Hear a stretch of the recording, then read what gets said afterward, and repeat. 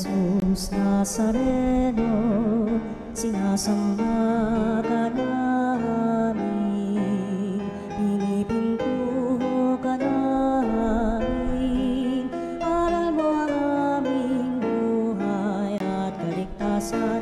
Nuestro Padre Jesus Nazareno, iligtas mo. Awit ng kagalakan, bilang gitar at ang kayayan nila. Ipanin niyo ang tumpeta, ipan ang tumpeta.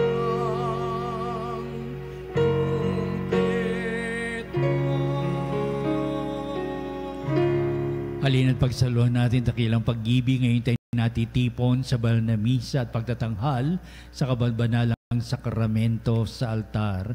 Sa ngalan ng Ama at ng Anak at ng Espiritu Santo. Amen. Ang biyaya ng ating Panginoon Kristo, ang pag-ibig ng Diyos at ang liwanag ng Espiritu Santo ay sumainyong lahat. At sumaiyo rin. Ang paghahari ng Diyos ay ang pananahan ng Diyos sa piling natin, lalong-lalo sa pagtitipon ngayon sa banal na misa na magbibigay sa atin ng kalakasan at pamamaraan upang mabuhay sa matuwid na pamumuhay sa pagtatalaga natin sa salita at gawa ng ating Panginoong Jesucristo. Kaya upang tayo'y maging marapat na gumanap sa pagdiriwang na ito'y aminin natin ang ating mga pagkukulang. Ang salita ng Diyos mula sa sulat ni Apostol San Pablo sa mga taga-Epeso. Mga kapatid, pasakop kayo sa isa't isa, tanda ng inyong paggalang kay Kristo. Mga babae, pasakop kayo sa inyong asawa tulad ng pagpapakasakop ninyo sa Panginoon. Sapagkat ang lalaki ang ulo ng kanyang asawa, tulad ni Kristo na siyang ulo ng simbahan, na kanyang katawan at siyang tagapagligtas nito. Kung paano nasasakop ni Kristo ang simbahan, gayon din naman ang mga babae dapat pasakop ng lubusan sa kani-kanilang asawa. Mga lalaki, ibigin ninyo ang inyong asawa gaya ng pag-ibig ni Kristo sa simbahan. Inihandog niya ang kanyang buhay para rito, upang ang simbahay italaga sa Diyos matapos linisin sa pamamagitan ng tubig at ng mga salita. Ginawa niya ito upang maiharap sa kanyang sarili ang simbahan, marilag, banal, walang batik at walang anumang dungis o kulubot. Dapat mahalin ng mga lalaki ang kani-kanilang asawa tulad ng sarili nilang katawan. Ang lalaking nagmamahal sa kanyang asawa ay nagmamahal sa kanyang sarili. Walang taong namumuhi sa sarili niyang katawan, bagkus ito'y pinapakain at inaalagaan, gaya ng ginagawa ni Kristo sa simbahan. Tayo'y mga bahagi ng kanyang katawan. Dahil dito, iiwan ng lalaki ang kanyang ama at ina at magsasama sila ng kanyang asawa at sila'y magiging isa. Isang dakilang katotohanan ang niyahayag dito. Ang kaugnay ni Kristo sa simbahan ang tinutukoy ko. Subalit ito'y tumutukoy rin sa bawat isa sa inyo. Mga lalaki, mahalin ninyo ang inyong asawa gaya ng inyong sarili. Mga babae, igalang ninyo ang inyong asawa. Ang salita ng Diyos. Salamat sa Diyos. Mapalad ang sumusunod na taong may takot sa Diyos. Mapalad ang sumusunod na taong may takot sa Diyos. Mapalad ang bawat tao na sa Diyos ay may takot. Ang maalab na adhikay sumunod sa kanyang utos. Hindi siya magkukulang sa anumang kailangan. Ang buhay niya ay maligayang uunlad ang kanyang buhay. Mapalad ang sumusunod na taong may takot sa Diyos. Sa tahanan ng asaway parang ubas na mabunga. Bagong tanim na ulibo sa may dulang ang anak niya. Mapalad ang sumusunod na taong may takot sa Diyos. Ang sino man kung ang Diyos buong pusong susundin, Buhay niya ay uunlad at laging pagpapalain. Mula sa Sion, pagpapalanawan ng Diyos ay tanggapin at makita habang buhay pag-unlad ng Jerusalem. Mapalad ang sumusunod na taong may takot sa Diyos. Hallelujah! Hallelujah! Hallelujah! Hallelujah! Hallelujah! Hallelujah! Sumainyo ang Panginoon. At sumayo rin. Ang pagpapahayag sa Ebanghelyo ayon kay San Lucas. Papuri sa iyo, Panginoon. Noong panahon yun, sinabi ni Jesus, ano ang katulad ng paghahari ng Diyos? Saan ko ihahambing ito? Katulad ito na isang butil ng mustasa na itinanim na isang tao sa kanyang halamanan. Ito'y lumaki hanggang sa naging punong kahoy at namugad ang mga ibon sa mga sanga nito. Sinabi pa ni Jesus, saan ko itutulad ang paghahari ng Diyos? Katulad ito ng lebadurang inihalo ng isang babae sa 3 takal na harina. Ano pat, umalsa ang buong masa. Ang mabuting balita ng ating kaligtasan. Pinupuri ka namin, Panginoong Hesukristo. Ito ang talinghaga ng ating Panginoon o Parable of our Lord Jesus Christ, na madalas na ito ang ganitong mga paliwanag at pahayag niya, ipinakikita ko yung dapat na tamang kaisipan na nilalaman ng kanyang mga paliwanag, lalong-lalo na ang kanyang mga turo. Ang mga talinghaga ay naroon sa loob ng pangkaraniwang karanasan ng mga Hudyo at kaalaman, at kinukwento ito ng ating Panginoon Kristo, at madalas nagtatanong sila ano ibig sabihin ng aral ni Kristo na kaugnay sa talinghagang ito. At ito'y naman ay pinapaliwanag ni Kristo, kanyang ipinapakita sa mga alagad niya ang ibig sabihin ng mga talinghagang kanyang mga binabanggit.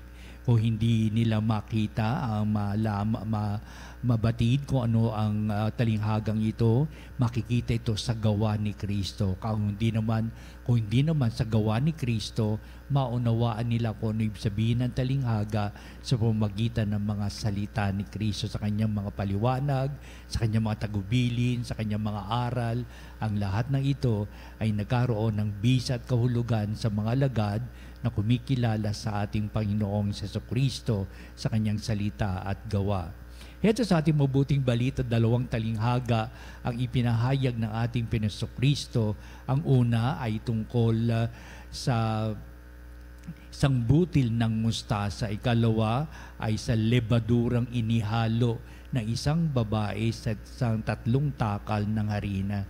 Magkaiba nga ba ito? Hindi magkaiba, pareho itong nilalaman, sapagkat ang talinghagang ito ay nagbibigay kahulugan sa buhay ng tao, na ang salita ng Diyos ay pinahayag sa mga tao sa kanilang kabatiran, sa kanilang pangunawa, lalong-lalo na kung paano ito isa sa buhay. Kaya una, ang mustasang ito, mustasa natin, iba yung mustasa natin. Ang mustasa natin maliit lamang. Ito'y talagang gulay, pero iba yung mustasa na binabangkit sa mabuting balita ngayon. Baka sabihin natin, mustasa, alam ko kung ano yung butil ng mustasa. Yung sa kanila, ang mustasang ito ay lumalaki na parang punong kahoy. Hindi lamang ito, nakakaroon pa ito ng mga sanga kung saan namumugad ang mga ibon. Aba, malaki itong halamang ito, malaki itong nagiging isang puno na ito. At napakahalaga kung ang kabuuan nito ay binabaybay ng ating Panginoon Jesucristo, sapat mahalaga itong kabuuan ng paghahari ng Diyos. Ang paghahari ng Diyos ay walang iba kung hindi ang binibigyan ng tao na siya nagiging makadiyos sa lahat ng kanyang puso't isipan, sa nilalaman ng kanyang mga galaw, gawa, at kanyang maipinapahayag. Ang paghahari ng Diyos at kung paano nagtutumimo ang Diyos na siyang nagiging magandang sangkap ng pagtibok ng kanyang puso, nilalaman ng kanyang mga isipan. Ibig sabihin, ang paghahari ng Diyos ay nasa kanyang puso at kalooban sa kanyang mga pang-araw-araw na gawain. O baka sabihin, iba, hindi paghahari ng Diyos ang nasa kanya ngayon, paghahari ni Satanas ang kanyang ngayong pinakikita sa atin, ang kanyang pag-uugali, sa kanyang attitude, at hindi sa lahat ng pagpapala ay makikita sa kanyang buhay. Hindi. Ibig sabihin, kapag ang tao ay nagpasya na ang kanyang buhay ay nasa pagkapanalig sa Diyos at manatili ang Diyos, meron itong iba yung pagpapahalaga at pagsisikap at nagbibigay ito sa isang napakagandang simulain. Sapagkat sa simula pa lamang, meron na itong dakilang pagpapahayag sa Diyos at meron itong puwersa sa kanyang puso't kalooban na manatili siya sa ganitong kalalagayan ng kanyang buhay. Ano man ang mangyari, basta kung ano yung kalooban ng Diyos, ito ang kanyang bibigyan ng halaga. Kung ano ang ibig ipakahulugan ng Diyos sa kanyang buhay, haharapin niya ito. At kung ano man sa kabila ng hirap at pasakit, sa kabila ng maraming mga sigalot ng buhay, iisa pa rin ang kanyang nilalayon. Ano ang sangkap ng Diyos na dapat na ganapin sa kanyang buhay? Kaya nga ba't may simulain, mayroong pagbibigay ng kalakasan, strength sa buhay ng mananampalataya at may magandang kinabukasang haharapin tungo sa pag-unlad ng kanyang buhay, kabuhayan, pag-unlad ng kanyang pananampalataya at sa lahat-lahat na ibig sabihin may magandang patutunguhan ang naging magandang simulain na nagbibigay sa kanya ng kalakasan ng kanyang kalooban. Tulad din ng pagpapaliwanag na ating Peso Kristo sa isang lebadura na inihalo sa 3 takal at kapag ito'y nahalo na, umaalsa ang buong masa. Ibig sabihin, nagiging kapaki-pakinabang ang mga taong nabubuhay sa kanyang makadiyos na puso't isipan, sa makadiyos na kanyang hangarin sa buhay. May pagpapalang handog ang Diyos, hindi lamang sa simula, kundi sa lahat ng kanyang gaganapin at sa lahat ng magiging bunga nito sa mga kinabukasang tatahakin ng tao. Kaya nga ba't ang paghahari ng Diyos ay punong-puno ito ng kabutihan sa kapakanan ng mga tao. Halimbawa, ang salita ba ng Diyos ay merong puwang sa ating puso't kalooban? Ikalawa, ang aral ba ni Hesus Kristo ay nagiging bahagi ng ating kaisipan o sa ating nagaganapin natin sa lahat ng oras ng ating buhay? Ang ikatatlo, ang layunin ba ng Diyos upang mapangatawanan natin ang mga bagay na ito na umuunlad ang pananampalataya, naging sangkap tayo upang ipagsanggalang natin ang pananampalataya laban sa pag-uusig o laban sa walang katinuan o laban sa kasamaan at kasalanan. Ang paghahari ba ng Diyos ay nabibigay sa atin ng buhay at pamumuhay at lahat ng mahalaga sa tatakin ng buhay ng tao. Heto tayo sa banal na misa at binibigyan natin ito ng halaga at kahulugan upang sa gayon hindi maiaalis ang ating patuloy na panalangin sapagkat ang panalangin ay ugnayang buhay natin sa Diyos. Ito ay isang napakagandang relasyon natin sa Diyos na pinapahalaga natin sa ating pangaraw-araw na buhay. Ito ang tatangin natin na nawa hindi tayo makabig ng ano pa mang kasamaang umiira sa daigdig na ito upang tayo ay mapabilang sa mga nagpapalaganap ng kadiliman, pero ang tunay na hinagad ng tao ay mapasa Diyos na buhay upang tayo magsambulat ng lahat ng kabutihan, pagpapala ng Diyos man din ngayon at magpasawalang hanggan. Amen.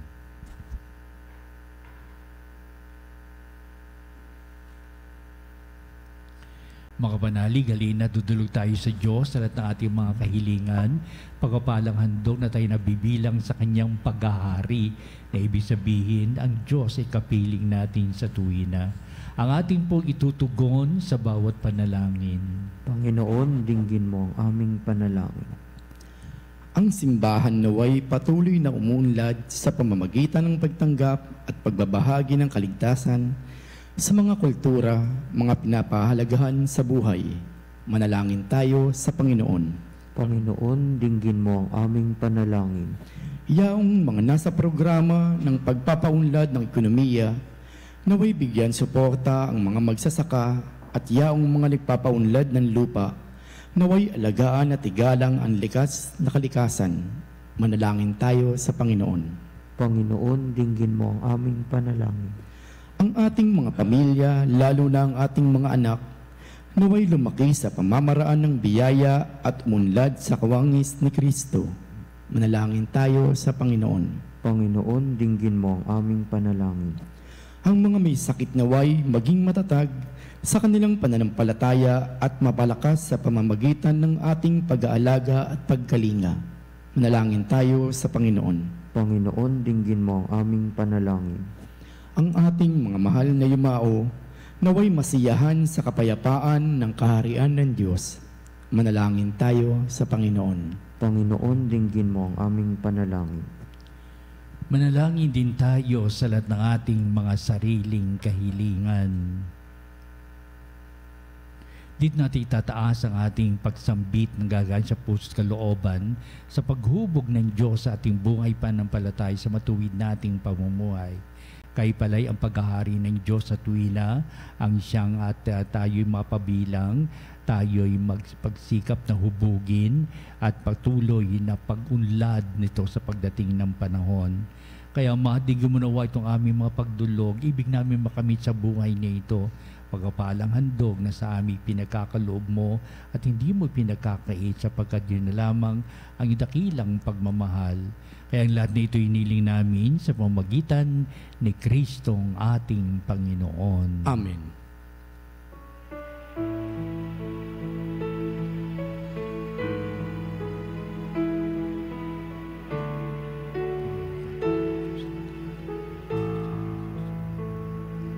Handog namin sa iyo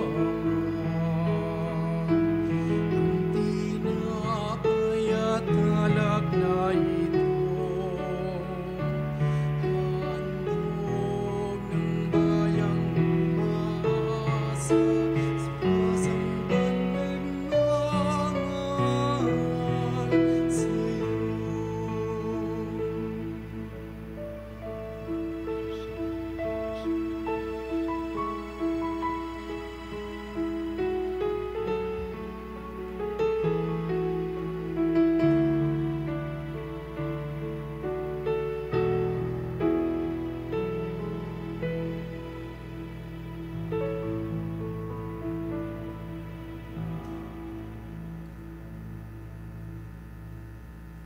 Manalangin kayo mga kapatid, upang itong ating paghahain ay maging kalugod-lugod sa Diyos Amang makapangyarihan. Tanggapin nawa ng Panginoon itong paghahain sa iyong mga kamay sa kapurihan niya at karangalan sa ating kapakinabangan at sa buong sambayanan niyang banal. Ama naming lumikha, tunghayan mo ang mga alay na aming inihahain sa iyong kadakilaan ay humantong sa iyong lalong ikadarangal sa pamamagitan ni Jesucristo kasama ng Espiritu Santo magpasawalang hanggan. Amen. Sumainyo ang Panginoon. At sumayo rin. Itaas sa Diyos sa inyong puso at diwa. Itinaas na namin sa Panginoon. Pasalamatan natin ang Panginoong ating Diyos. Marapat na siya ay pasalamatan.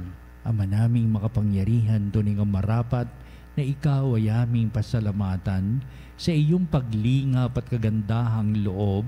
Ang tao'y nilikha mo at pinangangasiwa sa sang sinukob. Sa hangad mong siya'y iwastong lubos, siya'y pinagdusa mo sa kanyang pagtalikod. sa iyong paggiliw, iyong pinahintulot na makabalik siya sa pamamagitan ni Kristo Jesus. Kaya kaisa ng mga anghel nagsisiawit ng papuri sa iyo walang humpay sa kalangitan, kami nagbubunyi sa iyong kadakilaan.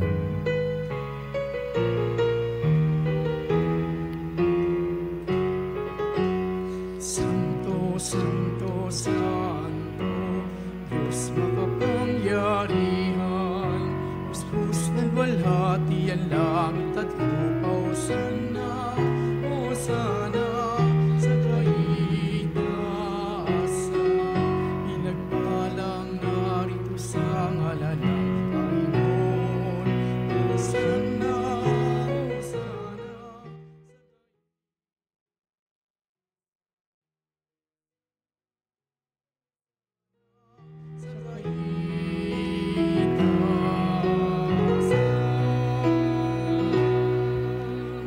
Ama naming banal, ikaw ang bukal ng tanang kabanalan, kaya't sa pamagitan ng Espiritu mong banal, mga kaloob na ito, upang para sa amin ay maging katawan at dugo ng aming Panginoong Hesukristo. Bago niya ipagtiis ang kusang loob na maging handog, hinawakan niyang tinapay, pinasalamatan kanya, pinagati-hati niya iyon, iniabot sa kanyang mga alagad at sinabi, "Tagapin niyong lahat ito at kanin, ito ang aking katawan na ihahandog para sa inyo."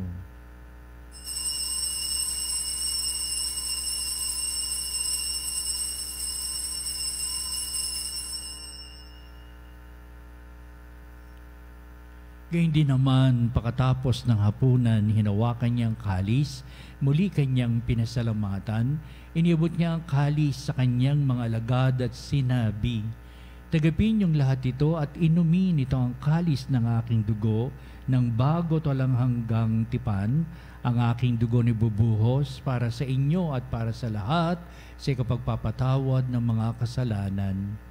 Gawin niyo ito sa pag-alaala sa akin."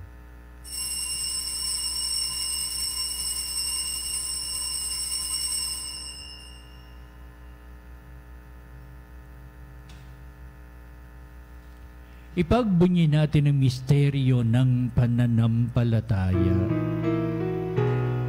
Si Kristo ay namatay, si Kristo ay nabuhay, si Kristo ay babalik sa wakas ng panahon. Ama, ginagawa namin ngayon ang pag-alala sa pagkamatay at muling pagkabuhay ng anak, kaya tiniyali namin sa iyong tinapay bibigay buhay at ang kalis na nakakaloob ng kaligtasan. Kami nagpapasalamat dahil kami minarapat na tumayo sa harap mo para maglingkod sa iyo. Sinasamo namin kami magsalo-salo sa katawan dugo ni Kristo ay mabuklod sa pagkakaisa sa pamamagitan ng Espiritu Santo. Ang malingapin mo yung simbahang laganap sa buong daigdig, puspusin mo kami sa pag-ibig, kaysa ni Francis na aming Santo Papa, si Onesto na aming tagapangasiwa, at ang lahat ng mga banal, upang lalong taglayin ang pagpapala ng Diyos sa ng mga kaparian. Alalahanin mo rin ang aming mga kapatid na nahimlay na may pag-asang sila'y muling mabubuhay, gayon din ang lahat ng mga pumanaw. Kaawaan mo sila at patuloyin sa iyong kaliwanagan. Kaawan mo at pagindapatin kaming lahat na makasalo sa iyong buhay na walang wakas, kaisa ng mahal na Birheng Maria, Ina ng Diyos, si San Jose na kanyang dakilang kabiyak ng puso, at ang lahat ng mga apostol at mga banal na namuhay dito sa daigdig ng kalugod-lugod sa iyo. Maipagdiwang nawa namin ang pagpupuri sa ikararangal mo sa pamagitan ng iyong anak na aming Panginoong Hesukristo. Sa pamamagitan ni Kristo, kasama niya at sa Kanya, o Diyos amang makapangyarihan, ikaw ay pinupuri at ipinagdarangal kaisa ng Espiritu Santo magpa sa walang hanggan. Amen.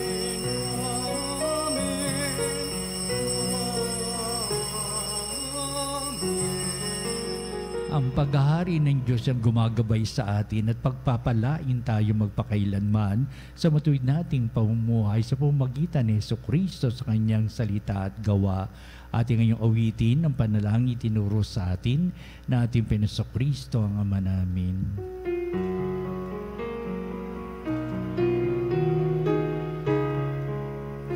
Ama namin, sumasalangit ka,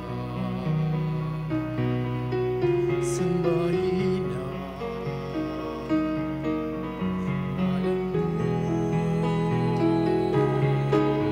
Ipasa amin ang kaharian mo, sundin ang loob mo dito sa lupa. Parang sa langit, bigyan mo kami ngayon ng aming kakanin. Sa bawat araw, at tatawarin mo ang aming sala, tulad ng aming pagpapatawad sa nagkakasala sa amin. At wag mo kaming pahintulot sa tukso, ihadya mo kami sa lahat ng masama. Inihiling namin kay Medya sa lahat ng masama, pagkalooban ng kapepen araw-araw, iligtas sa kasalanan at iliyo sa lahat ng kapahamakan, samantalang aming pinanabikan ang dakilang araw ng pagpapahayag ng tagapagligtas naming si Jesucristo. Sapagkat iyong kaharian at ang kapangyarihan at ang kapurihan magpakailanman. Amen. Panginoon Jesucristo, sinabi mo sa iyong mga apostol, kapayapaan ang iniiwan ko sa inyo, ang aking kapayapaan ang ibinibigay ko sa inyo. Tunghayan mo ang aming pananampalataya at huwag ang aming mga pagkakasala. Pagkalooban mo kami ng kapayapaan at pagkakaisa ayon sa iyong kalooban, kasama ng Espiritu Santo, magpasawalang hanggan. Amen. Ang kapayapaan ng Panginoon ay laging sumainyo. At sumaiyo rin. Magbatian tayo at magbigay ng kapayapaan sa isa't isa. Peace be with you.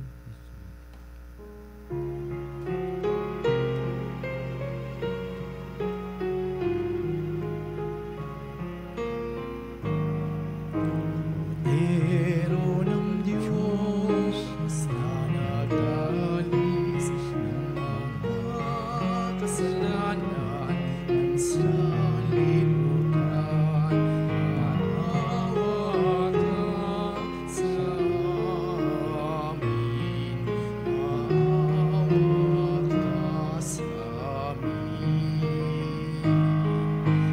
Pero ng Diyos na nag-alis ng mga kasalanan ng sanlibutan,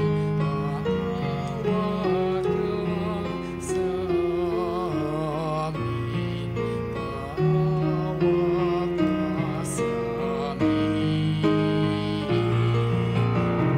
Pero ng Diyos na nag-alis ng mga kasalanan ng sanlibutan, ipagkaloob sa amin ang kapayapaan.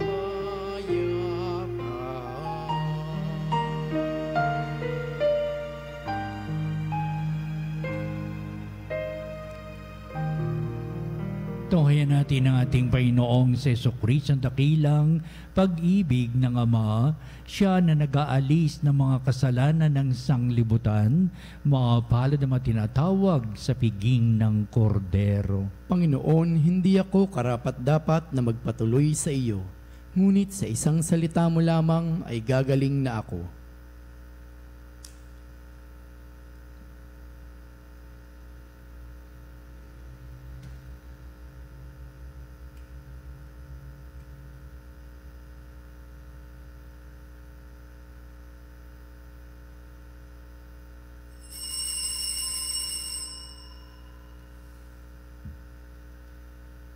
Mga kapanalig, ating dasalin ang komunyong espiritual.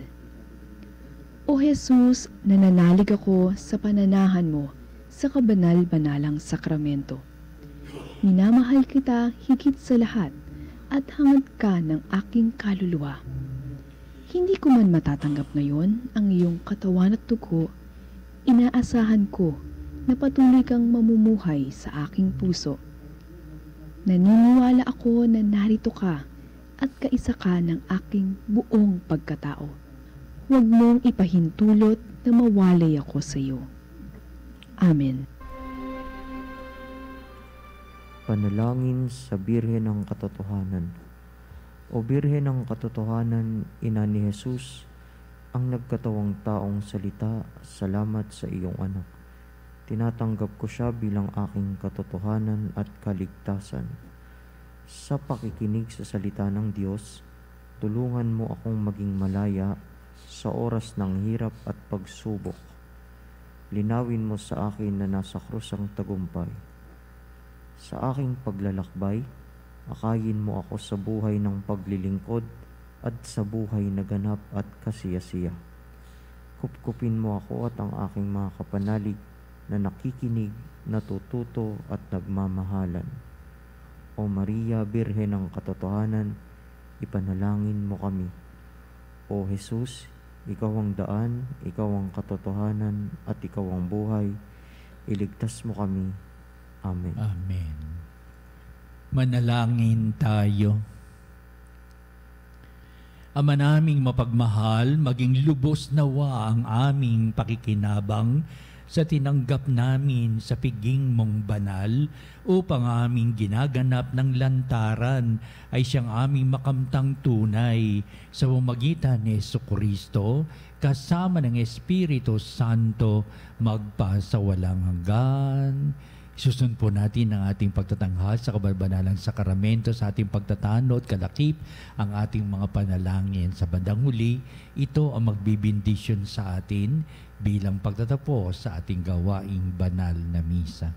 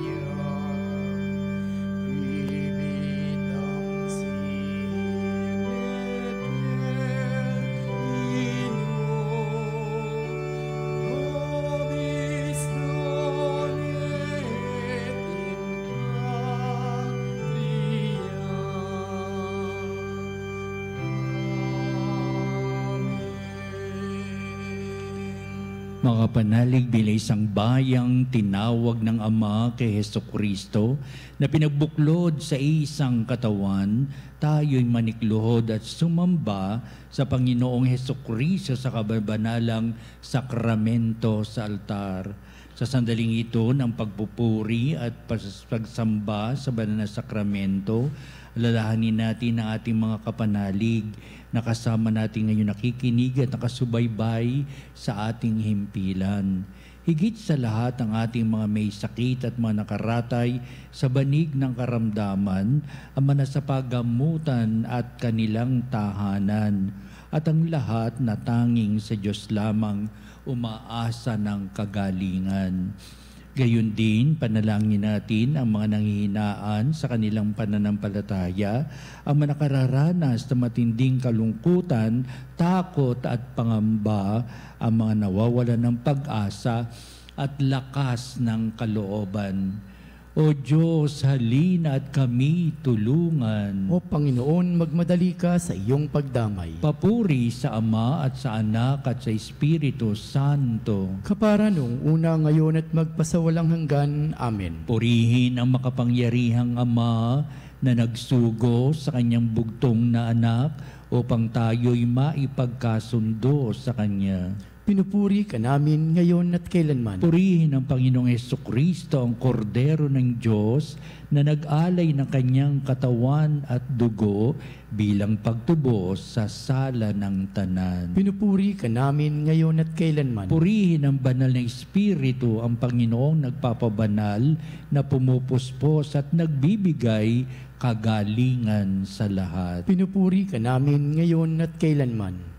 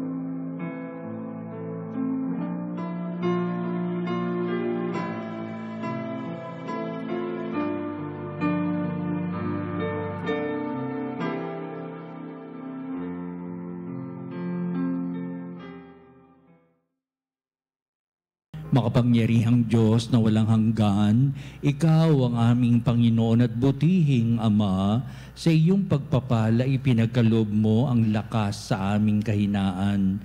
Tunghayan mo po ng may kagandahang kalooban ang iyong mga lingkod na may sakit at karamdaman, ang mga nababalisa at nawawala ng pag-asa, ang mga natatakot at nalulumbay at na may mga tinding suliraning taglay at pinagdaraan ng hirap sa buhay at ang mga nasa bingit ng kamatayan. Pagalingin at aliwin mo po sila sa kanilang mga karamdaman at ibalik sa kalusugan at kapanatagan ng kalooban upang mabatid nila ang iyong kabutihan at sila'y magpasalamat sa iyong banal na pangalan. Hinihiling namin ito sa pamamagitan ni Kristong ating Panginoon. Amen. Panginoon, nagsusumamo kaming dalawi ng tahanang ito at alisin mula rito ang lahat na mapanirang kapangyarihan ng kaaway. Manahadawa rito ang iyong mga anghel at banal upang panatilihin kami sa kapayapaan at sumaamin nawang lagi ang iyong pagpapala. Hinihiling namin ito sa pamamagitan ni Kristong ating Panginoon. Amen. Gawaran nawa tayo ng makapangyarihang Diyos ng kapanatagan ng kalooban at mapayapang buhay. Amen. Antum meus sacramentum veneremur cielui et antiquum documentum novo cielati tui est fides sublimentum sensuum et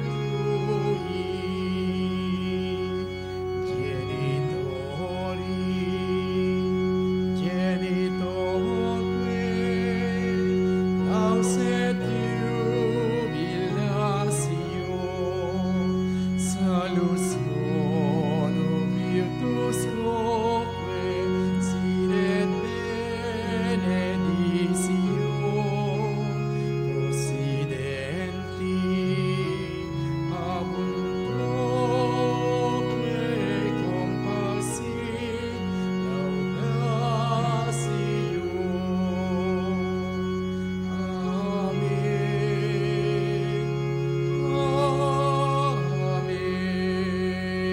Panem de cielo, prestatisti ei.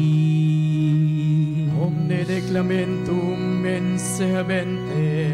Oremus. Deus, qui nobis sub sacramento mirabili, passiones tuae memoriam reliquisti, tribue quesimus, et nos corporis et sanguinis, tui sacra mysteria venerari, ut redemptiones tuae fructum in nobis iuditor sensiamus, qui vives et reinas in saecula saeculorum.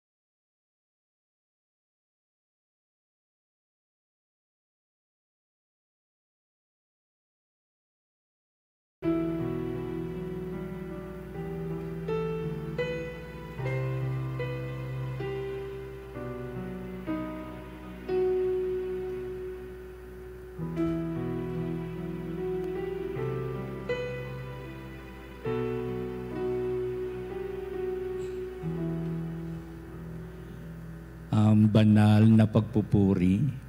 Purihin ang Diyos. Purihin ang Diyos. Purihin ang kanyang banal na pangalan. Purihin ang kanyang banal na pangalan. Purihin si Jesucristo, Diyos na totoo at tao namang totoo. Purihin si Jesucristo, Diyos na totoo at tao namang totoo. Purihin ang ngalan ni Jesus. Purihin ang ngalan ni Jesus. Purihin ang kanyang kaban-banalang puso. Purihin ang kanyang kabanal-banalang puso. Purihin ang kanyang kamal-mahalang dugo. Purihin ang kanyang kamahal-mahalang dugo. Purihin si Jesucristo sa banal na sakramento sa altar. Purihin si Jesucristo sa banal na sakramento sa Purihin altar. ng Espiritu Santo ang mga aliw. Purihin ng Espiritu Santo ang mga aliw. Purihin ang dakilang ina ng Diyos, si Maria Santissima. Purihin ang dakilang ina ng Diyos, si Maria Santissima. Purihin ang kalsinisang paglilihi sa Kanya. Purihin ang kalinis-linisang paglilihi sa Kanya. Purihin ang kanyang malalhating pag-aakyat sa langit. Purihin ang kanyang maluwalhating pag-aakyat sa langit. Purihin ang ngalan ni Maria, Birhen at Ina. Purihin ang ngalan ni Maria, Birhen at Ina. Purihin si San Jose, ang kanyang kalisinisang esposo. Purihin si San Jose, ang kanyang kalinis-linisang esposo. Purihin ang Diyos sa kanyang mga anghel at mga santo. Purihin ang Diyos sa kanyang mga anghel at mga santo. O Sacramentos Soli, O Sacramenti all praise and all thanksgiving be every moment thine, be every